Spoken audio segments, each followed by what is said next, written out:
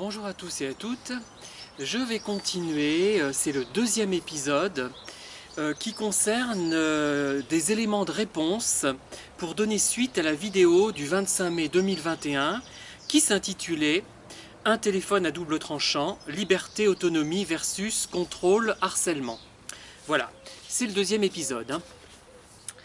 Alors voilà la remarque que j'avais faite et je vais vous lire la réponse qui m'a été donnée par la jeune femme en question.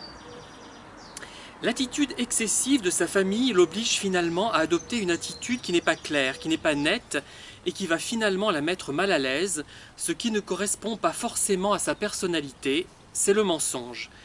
Mais elle n'a pas le choix apparemment. Alors voilà la réponse de la personne. J'ai longtemps cru que j'étais devenue une menteuse pathologique. Je n'ai agi, comme vous le dites plus tard, que par instinct de survie. Cela m'a rassuré et fait grand bien de vous l'entendre dire. Bon, je suis content d'avoir été utile en l'occurrence. Je poursuis. J'avais fait apparemment la remarque suivante. Elle n'est pas autonome à plus de 30 ans. Elle a besoin de l'aval de ses parents et ceux-ci n'hésitent pas à détruire son téléphone, ce qui veut dire qu'elle demeure probablement dans une proximité géographique de ses parents, dans la même maison probablement. Alors, je ne me souviens pas d'avoir dit ça de cette façon, mais bon, elle a repris mes vidéos et les commentaires parfois. Alors voilà la réponse. Je n'ai pas eu la permission d'avoir mon propre logement lorsque je l'ai demandé. Lorsque j'ai rencontré mon compagnon et que nous avons décidé d'habiter ensemble, mon père m'a consenti un loft au sein même de l'entreprise, à quelques centaines de mètres de sa maison.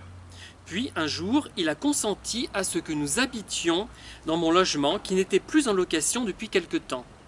C'est la maison que nous habitons depuis 8 ans, elle est située presque en face de chez mes parents. J'ai donc vécu chez mes parents, mes 3 frères également, jusqu'à l'âge de 32 ans. C'était invivable et pourtant je l'ai vécu. Ensuite, voilà ma remarque. Moi, je ne me serais pas vu vivre chez mes parents si j'avais un travail. Même si à un moment donné je l'ai fait, mais pour des raisons géographiques, on va dire. J'étais retourné à Montluçon, comme on doit dire, comme disent les Montluçonnais, pendant quelques années, enfin presque 10 ans, 9 ans je crois, mais c'était un petit peu différent. Voilà ce qu'elle me répond. Je travaille dans l'entreprise familiale, j'ai habité chez mes parents jusque très tardivement. Il n'a jamais été possible de m'éloigner d'eux parce que je n'ai jamais appris à m'imposer. Mes choix ont toujours été annihilés. Je vous laisse vous-même réfléchir à toutes ces remarques. Je continue. Voilà ce que j'avais énoncé, expliqué. On continue dans l'aberrant. Un frère qui surveille sa sœur et qui consulte les messageries internet de sa sœur. Ça se passe à la limite de commentaires. Alors, voilà ce qu'elle me répond. Les singes volants. Mes frères ont été les bras armés de mon père, étant persuadés que ce dernier était dans le bon droit et la vérité. Ils ont commis des actes qu'ils n'auraient jamais faits par eux-mêmes, sans mon père derrière eux. Anéantissement de la volonté et de la raison. Je poursuis. Voilà la remarque que j'avais faite. Je vais me faire mal voir de cette jeune femme, mais je trouve que ses parents n'ont pas reçu l'éducation que les miens avaient reçue. Enfin, les miens, surtout ma mère, puisque mon père était peut-être d'un milieu où on pouvait se permettre des écarts de langage plus importants. Alors voilà ce que répond la jeune femme. Mon père est vulgaire, les gros mots ont toujours été partie intégrante de sa personnalité. Mon plus jeune frère a suivi le même chemin. À 5 ans, la maîtresse d'école a convoqué mes parents car ils ne prononçaient pas une seule phrase sans qu'il n'y ait 4 ou 5 gros mots. Mon père a dit à la maîtresse qu'il ne comprenait pas, que ça ne venait pas de la maison et que ça lui passerait. Ça lui est passé en effet à l'école en prenant de l'âge, mais pas à la maison. Encore aujourd'hui, j'ai mal aux oreilles quand je l'entends prononcer des mots vulgaires. Voilà ce qu'a répondu donc cette jeune femme. Je fais encore une remarque et après je vous laisserai aller dormir. Là, elle n'explicite pas qu'il s'agit de son père, c'est intéressant, ça veut peut-être dire quelque chose. Voilà ma remarque. Voilà la réponse de la jeune femme. Cela signifie juste que je place mon père au centre du récit et que c'est donc implicite et évident qu'il s'agit de lui. Il est omniprésent, prend toute la place. Mais justement, je crois que ça veut dire plus. Le fait qu'elle ne précise même pas, cette jeune femme, que c'est son père dont elle parle, alors qu'il peut y avoir un petit malentendu, ça montre à quel point il a une emprise et une importance. Alors, je terminerai juste quand même sur une remarque que la jeune femme m'a faite dans ma boîte mail. Elle était étonnée de constater qu'il y avait un pouce à l'envers.